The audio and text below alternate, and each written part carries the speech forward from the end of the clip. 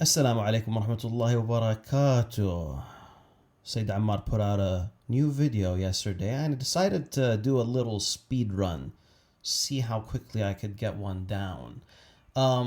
So before even starting off the video, a message to my Shia friends that are pretending to be Sunnis in the comments and saying things like my response to Sayyid Ammar was insufficient. Now, before lying to me and before lying to the audience, remember that Allah subhanahu wa ta'ala is watching you, and if you are someone that's upon the truth, then why do you need to lie? Secondly, if you're going to lie, then change your usernames instead of using something so obviously Shi'i like Nur Ali. Also, be sure that you don't have Shi'i videos on your page because I tend to check these things. And of course, a quick disclaimer to the Sunnis, don't use this to generalize. A lot of Shi'is are truthful and truth seekers, but yeah, there are going to be some bad apples everywhere. Now let's get back to the Ammar Nakshawani video. Fire intro. Now allow me to summarize before getting into the clips. The Prophet, peace be upon him, before passing away, gathers the companions around him and tells him that he wants to write something that if they stick by, they will not go astray. Now during this time, a commotion occurred and the Prophet, peace be upon him, made everyone leave. So what exactly is going on? Ammar is going to provide us with the details. Ibn Abbas said, when the ailment, sickness of the Prophet became worse, he said, who said? Rasulullah sallallahu alayhi wa alayhi said, bring for me writing paper, and I will write for you a statement, after which you will not go astray.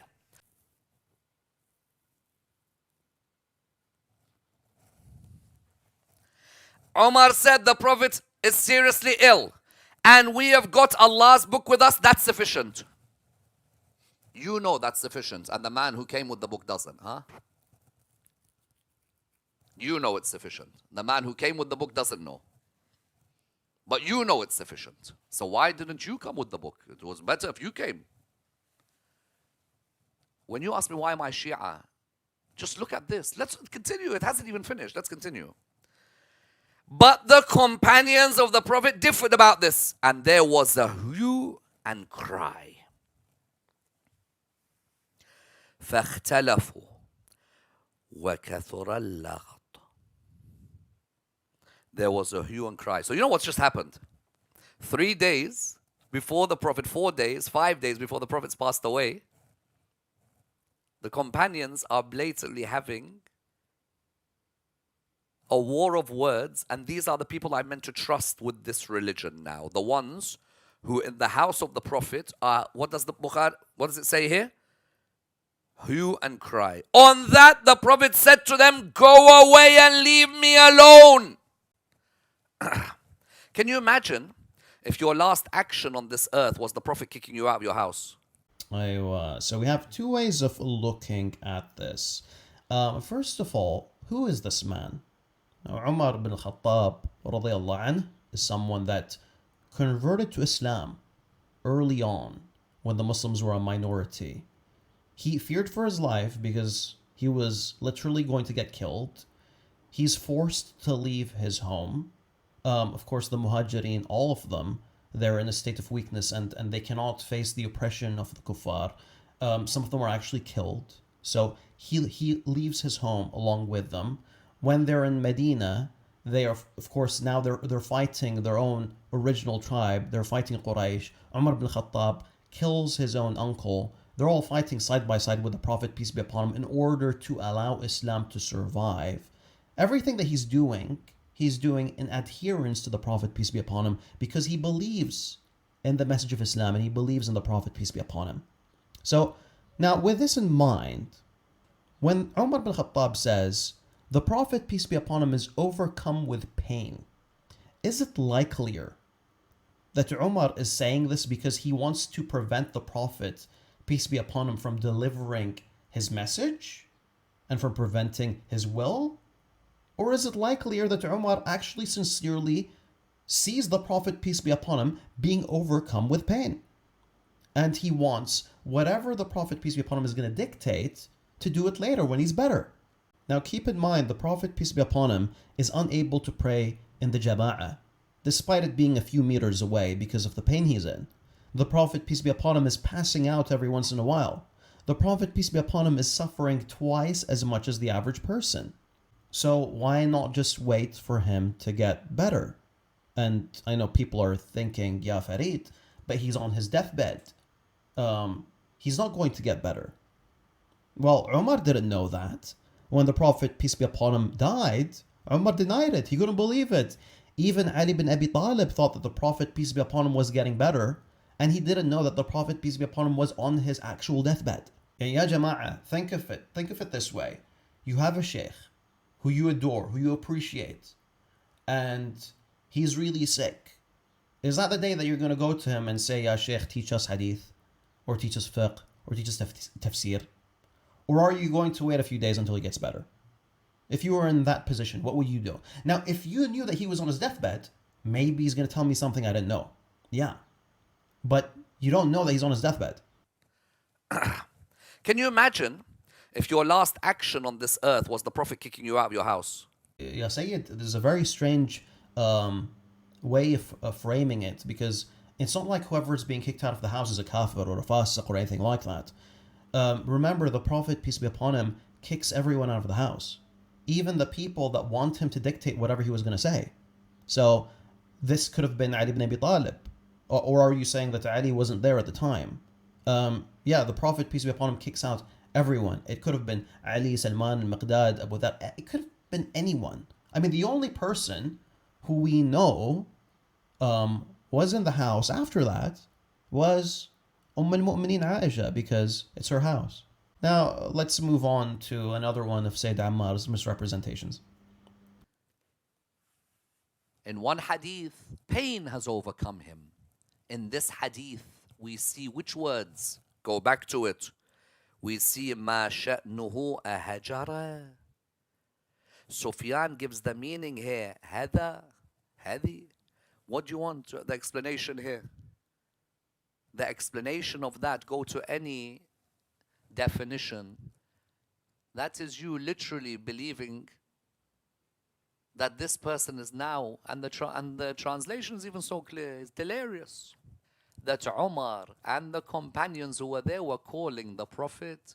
Some of them were saying, listen to the Prophet. Others went to the Umar conclusion that he is delirious.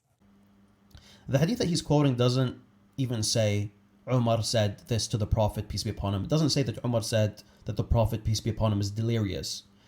It says, they said, is he delirious? Is he delirious? Question mark, first of all. And again, Ammar, this could be said about anyone. Anyone that you hate, you can say this about.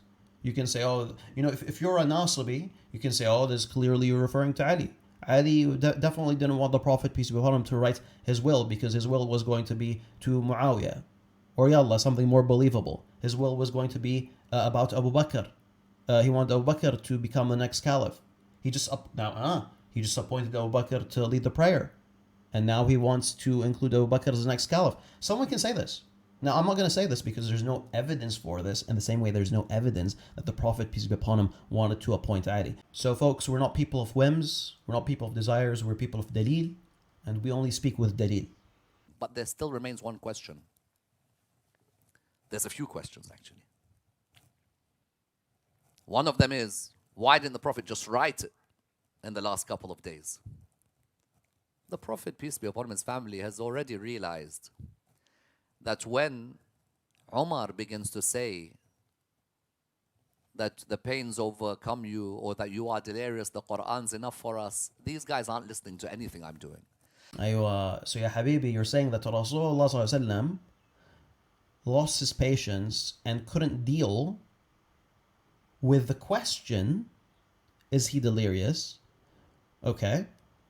Despite it not coming from like a malicious intent, while he was patient with Kuffar Quraysh for 13 years, calling him a madman, accusing him of being a madman, his tribe, his uncle, He was patient with them, stayed with them for 13 years, repeating his message.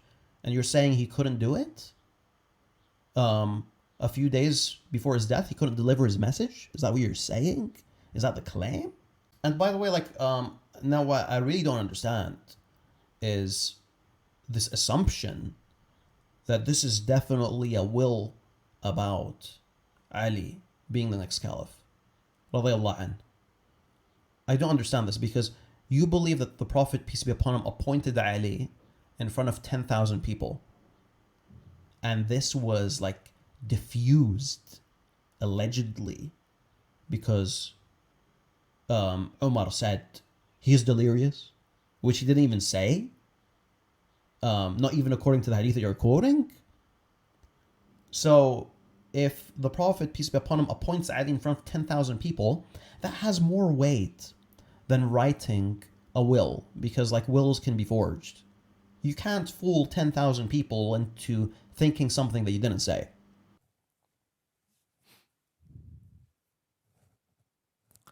People used to say to me that you Shia, your difference with the Sunnis are about Imama and Khilafah. No. My difference is that we don't revere people who would call our Prophet delirious. Saying that Umar is evil and Aisha killed the Prophet ﷺ, and Abu Bakr is a bad guy, and all of this, and then saying I'm Shi'i because of this, or for any of these reasons that you're mentioning, you're shifting the goalposts, man. That's not why you're a 12er Shi'i. Now, if I'm not a 12er Shi'i, I'm going to go to hell. Ya Ammar. According to you, I'm going to go to hell. Now, I tell this to Qadianis. I'm not interested in getting into this side discussion about the death of Isa alayhi salam. What's important to me is that you prove that Mirza Ghulam Ahmed was a prophet. Similarly, Ya Ammar, if you want anyone to believe that Muhammad bin Hassan al-Askari has been hidden for 1,200 years and he's the divinely appointed Imam, then you're going to have to provide evidence for that. It doesn't matter if Taraweeh is haram and Mut'a is halal.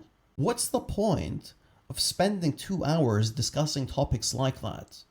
طيب, let's say you convince people of this. Let's say you convince people that Taraweeh is haram and Mut'a is halal. So what? You get people to pray less and have more sexual intercourse. And then what? They're still gonna go to hell. So do the Muslims a favor and provide evidence for the foundations of your ideology. Provide evidence for the imamah of the 12 imams. فجزاكم الله خيرا, and may Allah guide the Shias. Wassalamu alaikum wa rahmatullahi wa barakatuh.